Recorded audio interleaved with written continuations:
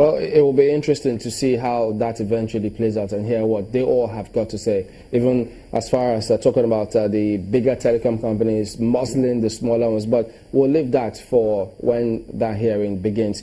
But let's also flip and take a look at this, because only recently the Senate, it had to do with environment. And the comments from the Senate, the Deputy Senate President at the time was environment in its entirety was unconstitutional, and he cited sections of the Constitution. But eventually, we saw that that was approved and passed. What happened?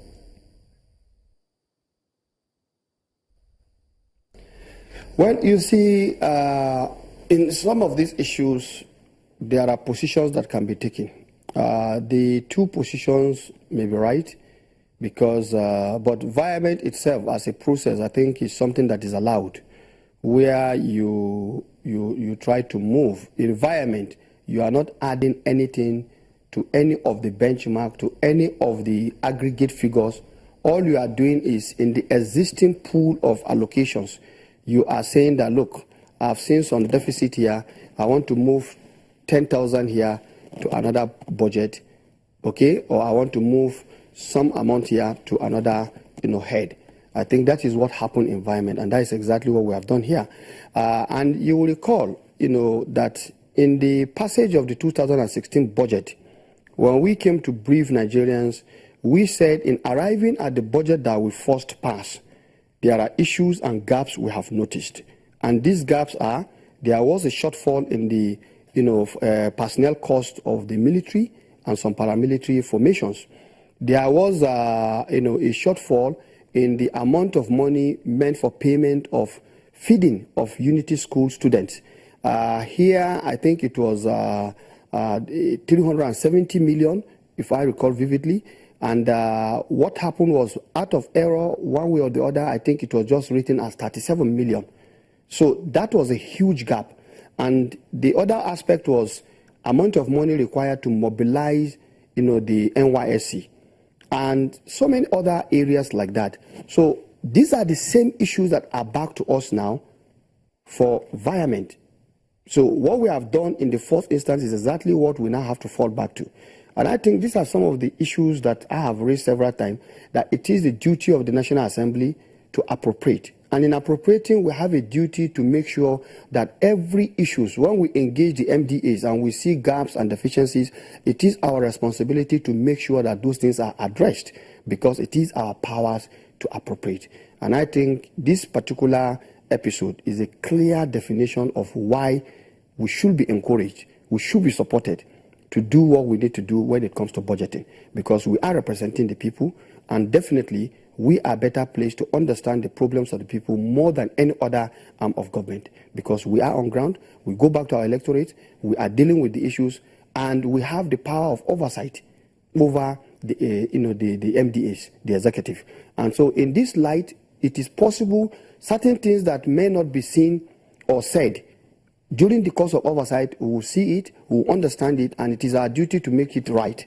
And we can only make it right when we come to do appropriation. And I think this is why, in this kind of arrangement, it is important that the National Assembly is encouraged to do what it needs to do, and to do it right in the interest of the nation. What kind of response did you get from the executive about this? Well, it is what they asked for, and so we have done it. We believe we have to support them to implement this budget, because we have already lost ground and we want them to move as fast as they can.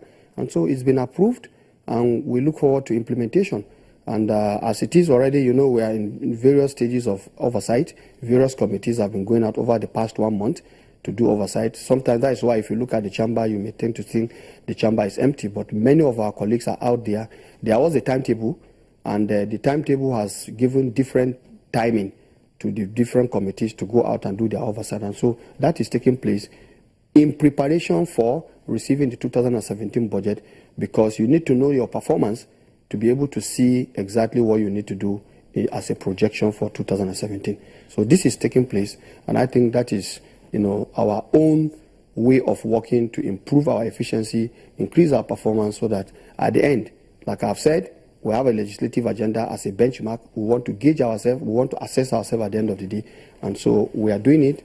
And I think for me, I'm satisfied with our work rate so far. And you also mentioned speed. You said as quickly as possible. Looking at the environment and also a mention of the National Youth Service Corps, NYSC, many still think that it was late in coming. Perhaps tell us the thinking of Senate, knowing full well that we're getting an expansion, a rise, an increase of those who go for the service yearly. For many, they still think that they've been able they've not been able to meet up with this batch of corps members who are already in camp, and that is why you're getting the NYSC putting them in streams. What is the Senate or the National Assembly doing in terms of budget if truly we believe that this is a scheme that has helped the nation over the years? Well, I thank you very much. I think this is exactly the point I have made, that since it is the duty of the National Assembly to appropriate, it's important for Nigerians to understand that when we come to do this appropriation, we get information or interact. We do this interaction, that is the budget defense, by all the MDAs. And when the MDAs come around, they tell us exactly what their needs are. And I think for us, it's our duty to sit down and look at all the needs, prioritize them, align them to national priorities, and see areas where, yes, we know there is slim resources. Everybody cannot get what they are asking for. But there are some that are so critical that I think it is incumbent and compulsory upon our part to begin to give them those things. And I think the aspect of NYSC is one of it. We know this scheme has benefited this country. I'm a beneficiary because I was a National Honors Award winner. And if I had not gone to NYSC, perhaps I wouldn't have gotten that National Honors Award, which gave me the automatic employment that enabled me to have, 22 decades of, very robust career. And here I am today in the Senate. So it's an opportunity for all Nigerians. And I think if you give that opportunity, many Nigerians go to other climes they've not gone to. And through that, they are able to understand Nigeria. And that has helped us in understanding ourselves, because as always, the differences between us is not the issue. Understanding the differences between us is the key. And I think at all times, we must promote all of this so that at the end, we can achieve the unity that Nigeria so deserves. Well, to the medium-term expenditure framework now, the Federal Executive Council yesterday, there was a response from them to the earlier commentary from the National Assembly that it was empty and not worth considering. But they have insisted yesterday that it's well prepared and it is not empty.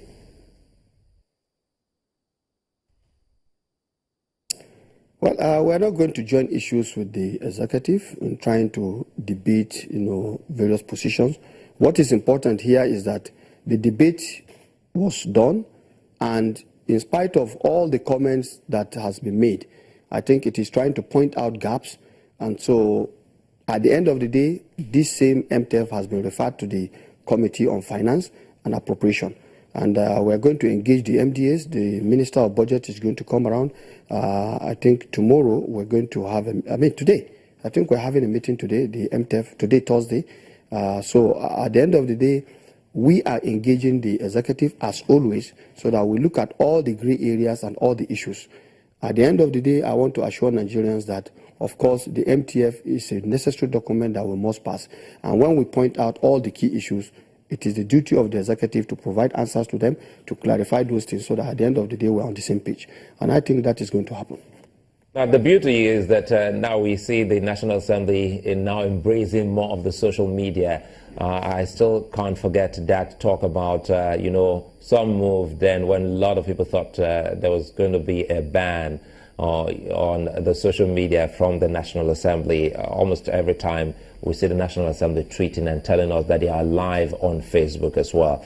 Perhaps tell us how are there other means that people can send complaint to the National Assembly, because so many Nigerians would love their representatives or the collective members there in the National Assembly to look into some burning issues?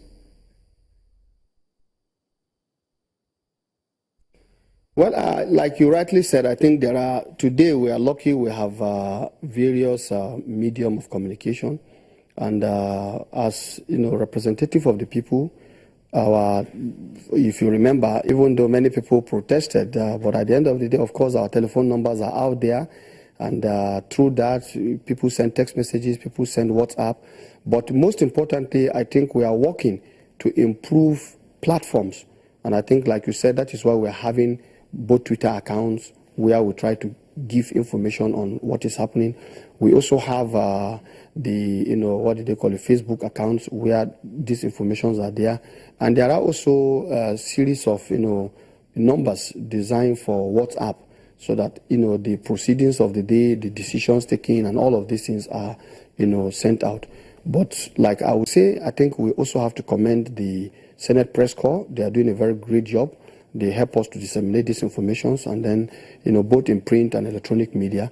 And at all times, we are also alive to monitoring and scanning the, media environment for anything that we believe deserves our attention. And I think that is already beginning to bear fruit, as in the case that we are just discussing. All right, Senator, a quick one before we go, if you could do this in a minute. Is it true that the Senate or the National Assembly didn't approve the $30 billion loan request because they wanted some part of that to also go to the National Assembly? Well, that is not true. What we said here is very clear, that the document came without the attachments. And we believe those attachments are the key that we explain how much goes to where, because yes, we've been given a summary, but we need to know in detail what needs to be done or what is going to be done with this money, when is it going to be repaid, how is it going to be repaid, and what are the impact that we will expect to get when we take this loan, so that the economy can actually be on the path of sustainable growth. Right, now, Senator, having said this, remember, the Senator, payment plan is telling us that it's like about 30 years. And if you look at all of us, how many of us are going to be, active in 30 years? All right, then. So we need to make sure that we do the right thing. Senator Ali Sabi Abdullahi, thank you for talking to us today.